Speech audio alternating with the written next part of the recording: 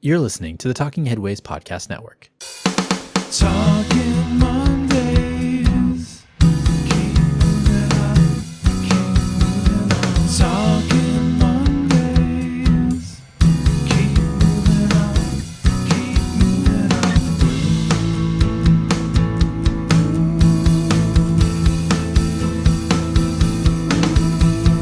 Talking Mondays. Keep moving on. Happy Monday. This is Mondays at the Overhead Wire, sponsored by our generous Patreon supporters. I'm Jeff Wood, your host, and joined by Han Solo. That's right. Han Solo shot glasses here with a little bit of whiskey in it, some bourbon. Over my shoulder, Chewbacca and the gang are following along, so we are here with them today. I wanted to get in a show this week because I know that there is lots of news to share, and even though it's President's Day, the world keeps spinning on its axis. It's round. The world is a globe. Did you know that? I think that most people do. Also, I want to take this time to ask folks to leave a review or comment on any of the social sites where this podcast appears, or post it on yourself with the hashtag Monday Show, Twitter, Facebook, LinkedIn, etc. I'll look for them. Or leave a review on iTunes. We really appreciate the reviews. It helps us out if folks are reviewing the show. It gives us better visibility for folks that if you like this, you'll like this kind of stuff. So if you like one podcast, you might like another podcast, and ours might be that podcast that people like if they find it. And for your hard work, I want to take all the comments and reviews and put people's names into a hat after you've done that. And I'll send the winner one of our bus-only scarves for free. So I'll send out the winner sometime after next week's show. We got a fun show coming up next week with guests and the usual accoutrement. And so write a review, write a comment somewhere in a social site, write a review on iTunes, and we'll send somebody a bus-only scarf. I might pick two even. So let's do that. That'd be fun. And thank you all for supporting the show and also supporting us by leaving a review and posting on social media. We really appreciate that. Well, this is episode 81, Shut-ins Anonymous 101 is in session. Before we get to the show, I want to let folks know that you can get this podcast wherever you find your podcasts, including iHeartRadio, Spotify, Overcast, Stitcher, and of course, Apple Podcasts. Make sure you subscribe so you don't miss an episode of this show or Talking Headways. 2 fun podcasts, 1 great channel. Thank you to everybody who subscribes through podcatchers. It's great that you guys keep coming back to the show week after week. We really, really do appreciate it. Okay.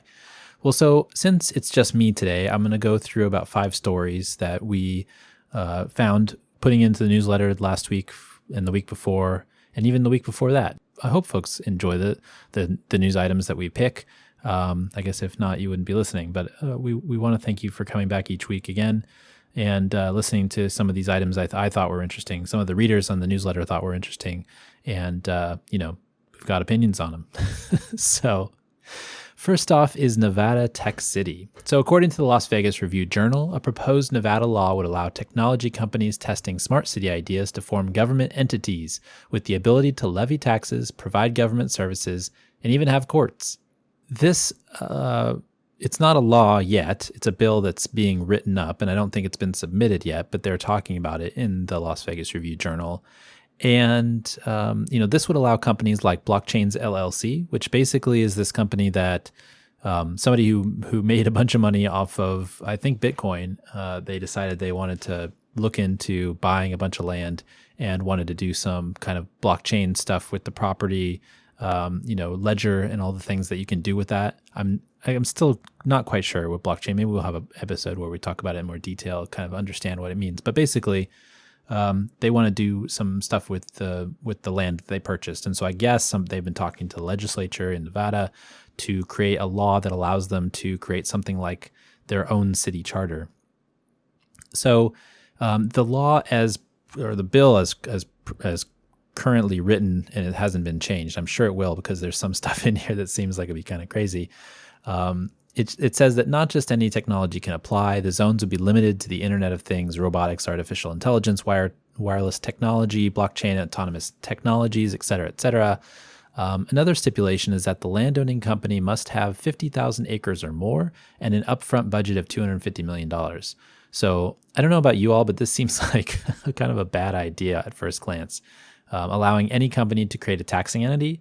And the county governments are kind of sidelined on this. It's kind of it almost goes a bit too far. I know I personally don't want an Apple or Amazon city anytime soon. And I know that these tech moguls, they have the obsession with building cities from scratch these days. And it just kind of goes against, I feel like I've said this a few times, it goes against the messy vitality that makes places we love, great. So it also reminds me that the guy that founded Jet.com, which is an e-commerce company that was purchased, I guess, a few years ago by Walmart. He wants to, quote, turn his focus towards building a high-tech city of the future, boasting the vibrancy, diversity, and culture of New York City, combined with the efficiency, safety, and innovation of Tokyo, and the sustainability, governance, and social services of Sweden. Good luck with that. Making a new city. It just goes to show that some of these guys that make a ton of money and they think they can just build a city in the middle of nowhere. I think they're all insane. Did you all see also the NEOM commercial, NEOM, the Saudi city that I guess they're trying to build?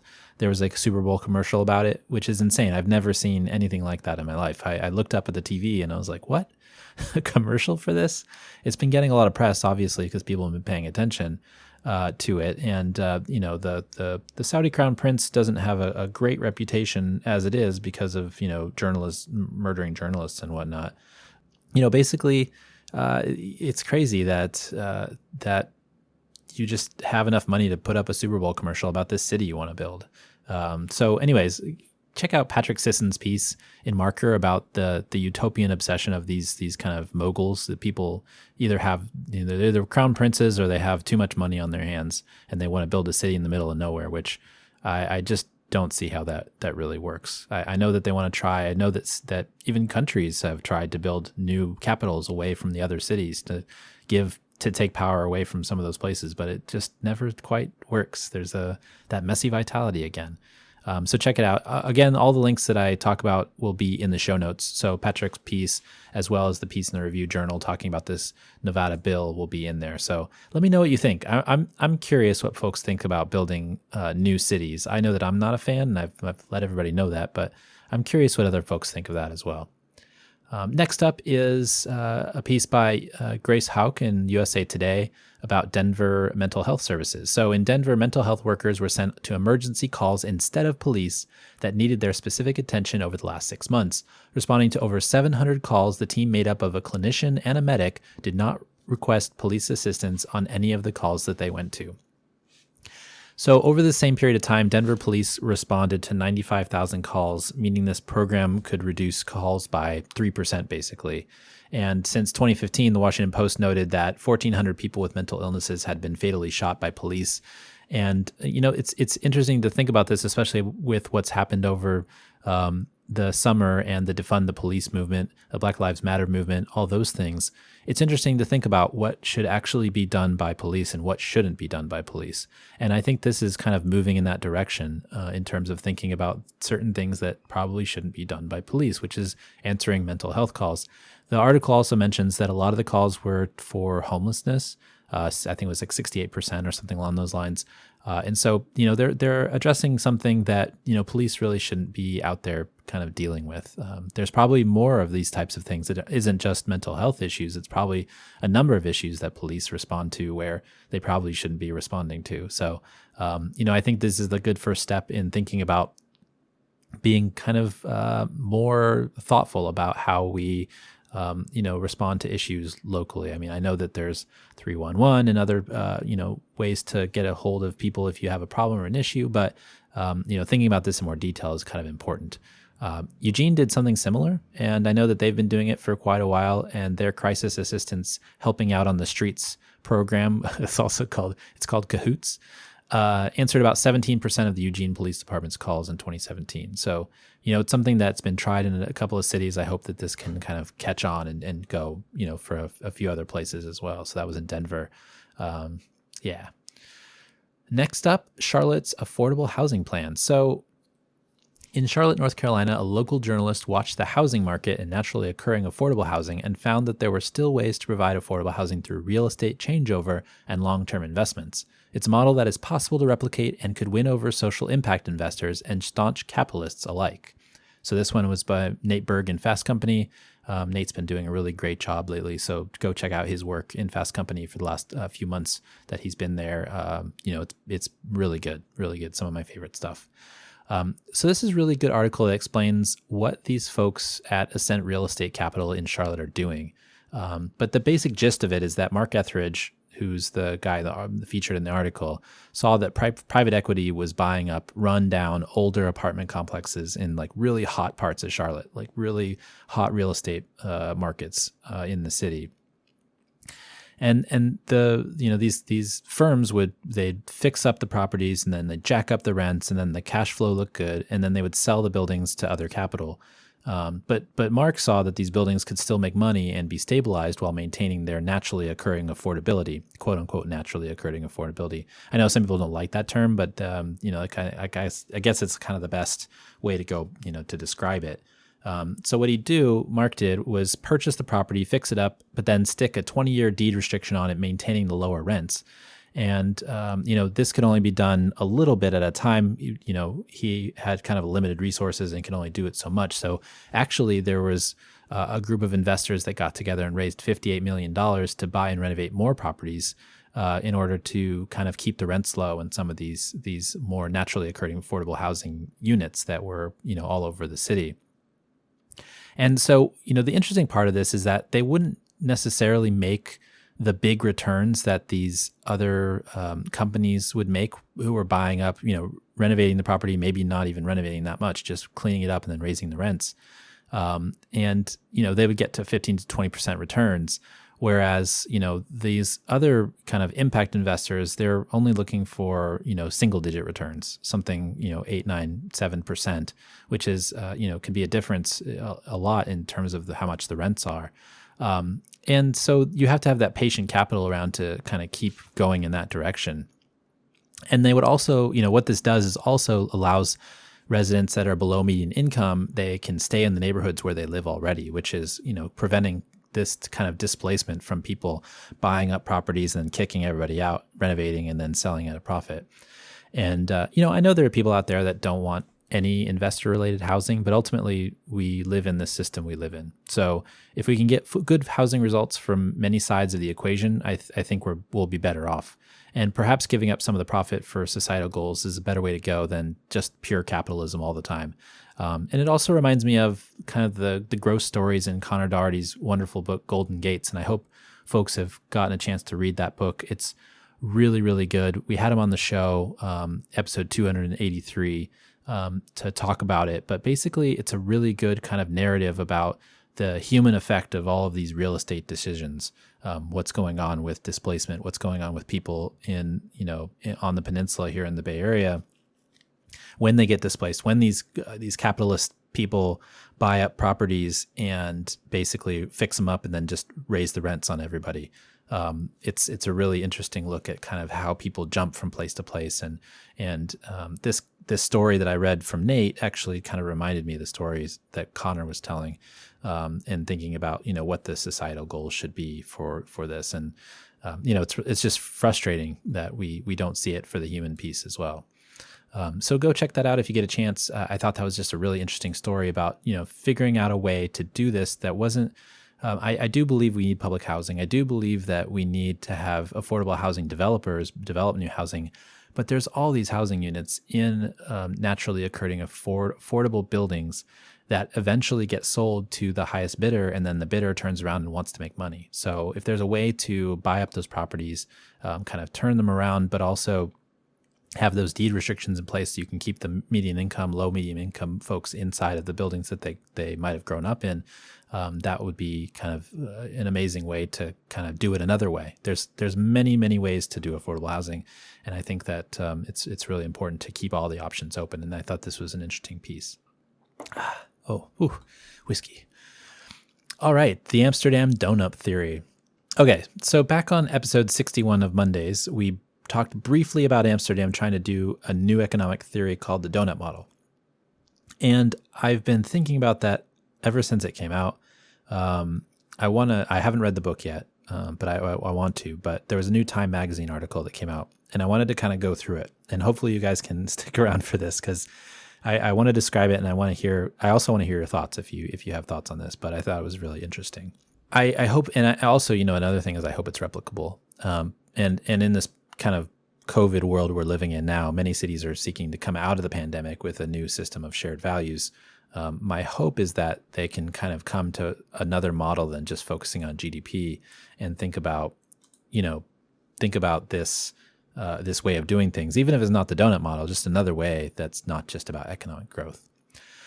So basically, in a purely capitalist system, economic growth is the only thing that matters, which we all know doesn't bring desired results, outcomes such as health, happiness, and right now the environment is a big thing.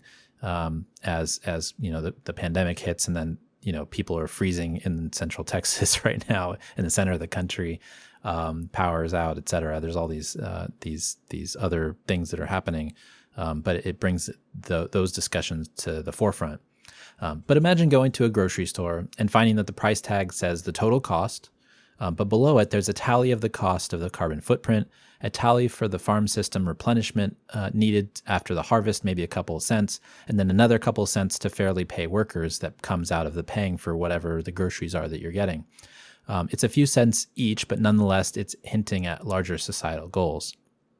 So Kate Raworth, I hope I'm saying her name right, a British economist who wrote the book Donut Economics, laid out a way to look at shared goals larger than increasing GDP that allow people to live sustainably. So, she was sick of a system that was stuck in the time that it was created, and important things got relegated to externalities.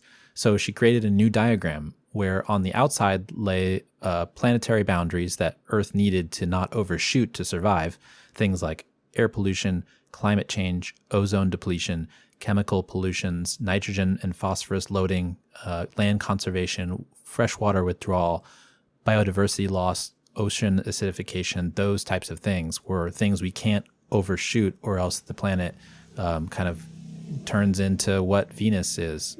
It implodes on itself and it becomes a hot box. On the inside was what happens if there was a shortfall in the social foundation of humanity. Try saying that 3 times fast.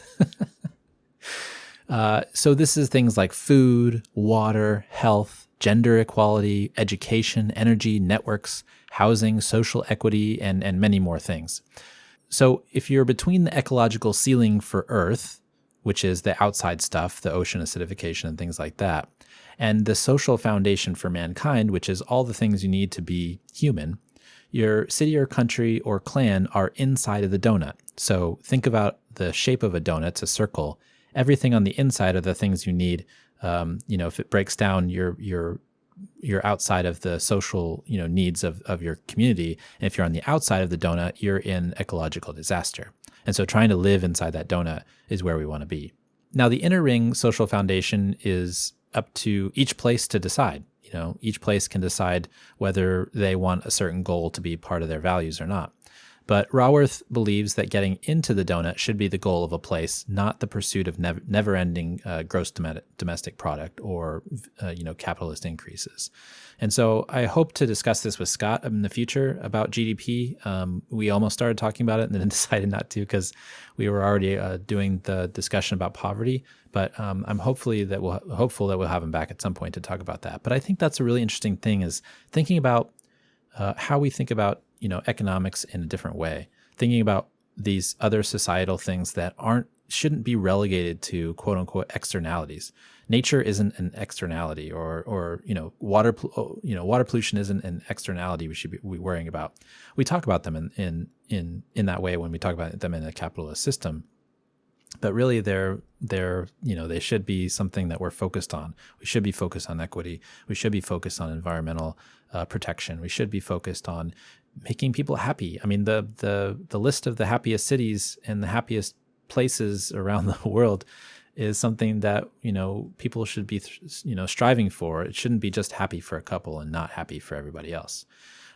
So is this donut model perfect? No, of course not.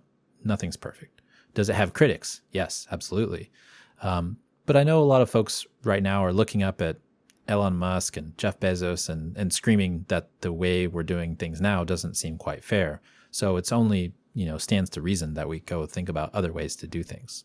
But I recommend reading the piece in Time magazine about the donut and what Amsterdam is doing when you start thinking about decisions that should be made. And if you look at it from an equity lens, like a lot of places are doing now in the United States after what happened this summer with Black Lives Matter, what a lot of places had been looking about before, even before Black Lives Matter happened.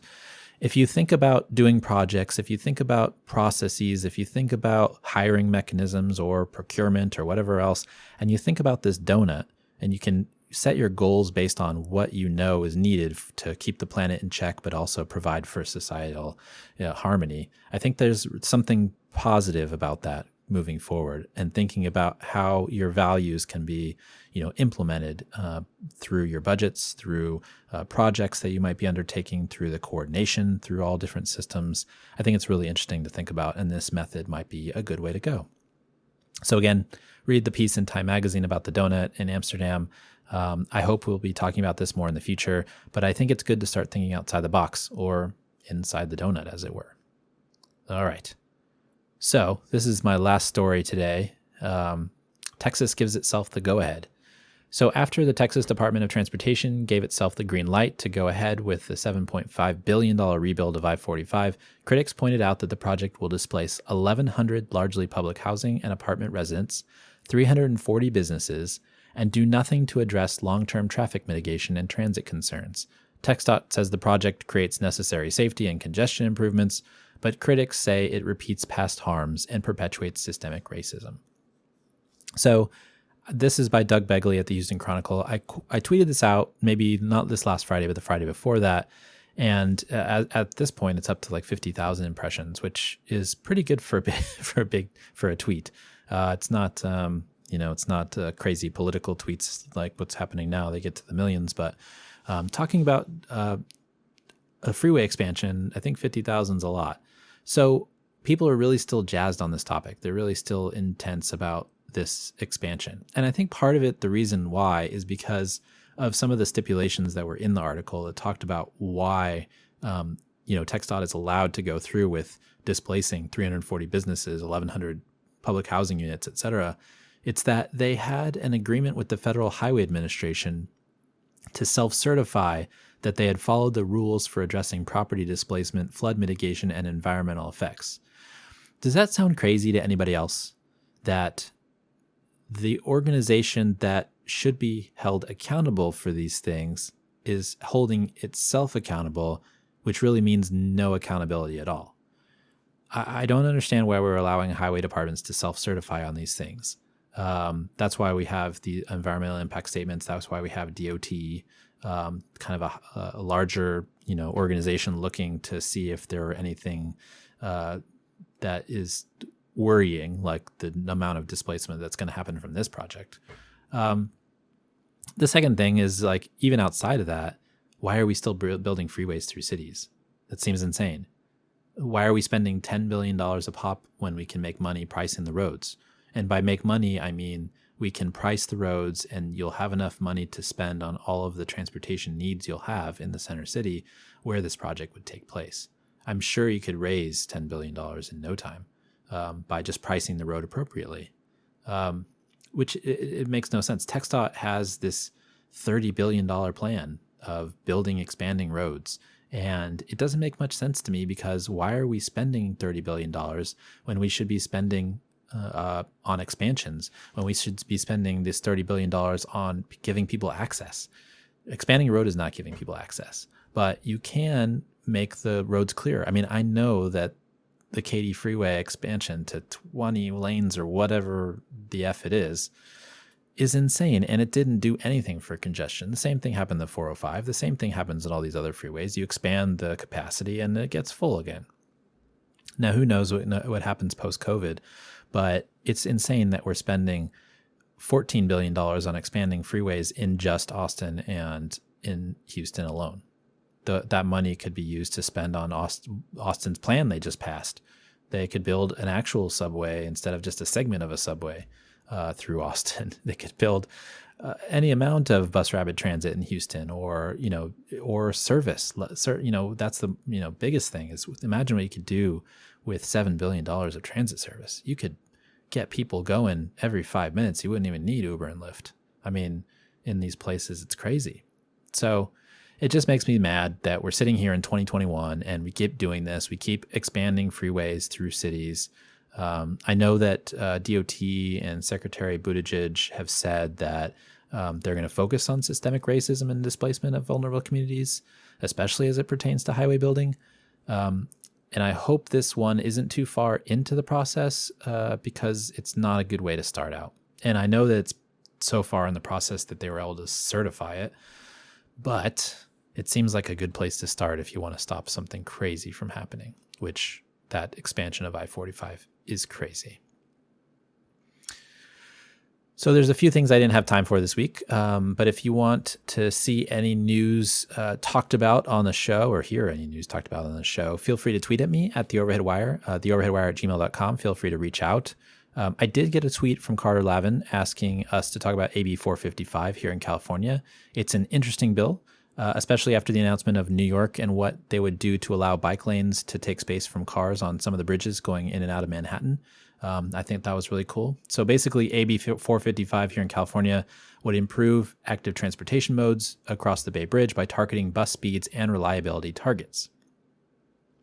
So if speeds aren't met, it would authorize the creation of a very high occupancy lane for buses, which I think is awesome. Right now, it's the early stages of discussion. Obviously, it's just been written up. But what you can do is you can follow at TransBayC. Make sure there's a C on the end, because I want you to follow at TransBay because Eric Chase is a great guy and he does a lot of really interesting tweets and stuff. But this new one is called at TransBayC. So follow them to find out if you can help with 455 because I know people have been clamoring for that for a long time, for a new lane, a bus lane on the Bay Bridge. And, I know that we're talking about building a new tube, and actually this week, I believe it's this week on Talking Headways, we're actually going to have folks on from BART and the program that are going to be talking about that second tube. We're going to have them on Thursday, so stick around for that. But this is a quick fix. This is something that you can do right away to get more buses flowing over the Bay Bridge and more capacity on the Bay Bridge. I mean, 5 lanes in, 5 lanes out. Think about how much more capacity you're adding if you allow buses to go and have their own lane rather than being stuck in traffic. So it's pretty cool. I like the idea. Again, curious what happens post-COVID, but I think it'll be interesting. And so right now, in California, we always talk about California bills because I think that they're just interesting. It's kind of on the forefront. No matter what Ezra Klein thinks about California's progressivism, what the bills that are being written tell me is that we're trying to do some interesting things. And whether they pass or not, that's one thing. But at the same time, it's pretty interesting to see, what we can do if we start thinking about it legislatively.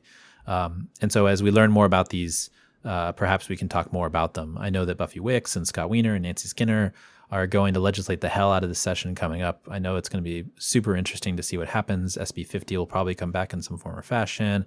We'll probably have some congestion pricing stuff come out. We have this to allow dedicated lanes for buses on the Bay Bridge. We'll have a lot of other things that are going to be interesting. So we'll be talking about that as it comes up. Carter, thank you so much for tweeting at me. I'd love to talk about this stuff. It's always so interesting. So cool. All right. So this week and every week, I want to thank our generous Patreon supporters. You guys are awesome and keep the show going by listening and supporting each month. This show and Talking Headways really wouldn't be here without you. So thank you very much. And you all can support the show if you aren't already by going to patreon.com/theoverheadwire.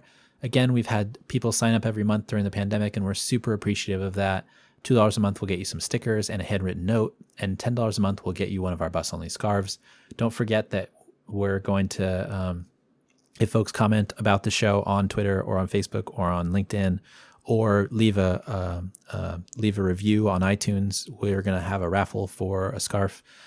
So if you do that, then we'll put your name in the hat. You can get one for free. But if you want to support the show, you can do so by going to theoverheadwire.com and buying a scarf, or become a $10 a month Patreon supporter, and we'll send you one of those. So thank you all so much. I really do appreciate everybody listening. I think it's so awesome that we can, have this show and talk about fun stuff, and folks really are interested in listening to what we have to say and support us. So thank you very much from the bottom of my heart. I really appreciate it. I also want to say, if you go to theoverheadwire.com, there's a bunch of other stuff going on. The Raymond Unwin book, Raymond Unwin's Town Planning and Practice. It's one of the APA's 100 essential books of urban planning. Also, you can get a subscription. You can get a free trial of the newsletter, the Overhead Wire Daily, where we pull from 1,500 news items every single day, and we pull the 30 we think are the most interesting. We send them to everybody in 5 different categories. I want to thank all the folks that subscribe there too. That supports us, that keeps us going, and keeps me able to do the podcast and the newsletter and posting on Twitter and all these things that keeping people informed about what's going on. So go to theoverheadwire.com, check it out, see what you can, if there's anything that might be of interest to you, because we've been working on this for a number of years. Now actually it's 2021 now, so we started this in 2014, so it's been 7 years, and I think we're gonna last. I think we'll be doing good. So I appreciate everybody's support. It's what keeps us going, and so thank you. So listener questions and comments. We don't have any this week. Carter sent in the tweet, but I do want to say that if you do want to email us, feel free to do so at theoverheadwire@gmail.com. I love hearing your thoughts about any of the stories. I love hearing that people are finding the show for the first time, sending me notes from Germany and sending me notes from New Zealand and sending me notes from all over the place, saying how that you found the show and you really liked it and you're binging it. I really appreciate that. So binge the Monday show, binge Talking Headways, send me a note, and I love talking with folks. So love to hear from everybody that listens to the show everywhere and anywhere you are. So Puppies and Butterflies, this is part of the show where we talk about something fun, interesting, or maybe it just didn't fit in the other sections. So I hope everybody saw the SNL Zillow sketch. It was really funny. It hit way close to home. So basically there's a sketch from Saturday Night Live, which is an American television show that's been going on since the 70s.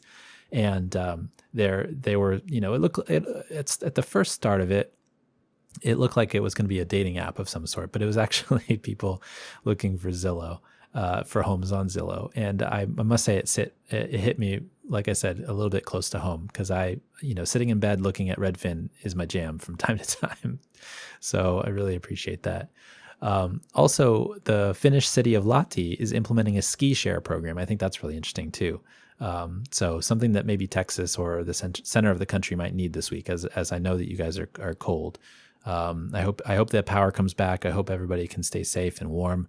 Climate change is doing some crazy stuff to the planet, and as you know, something I really, really care about. So let's be safe and enjoy the snow. Enjoy it for what it is, especially during these crazy times, pandemic and everything else. So, okay. Well, you can find me on Twitter at @TheOverheadWire or at theoverheadwire.com. Send us an email at theoverheadwire@gmail.com. Thank you for joining us on Mondays at The Overhead Wire, and thanks to our generous Patreons for sponsoring this week's podcast. We'll see you with a new show coming back with super guests next week. Talking Monday.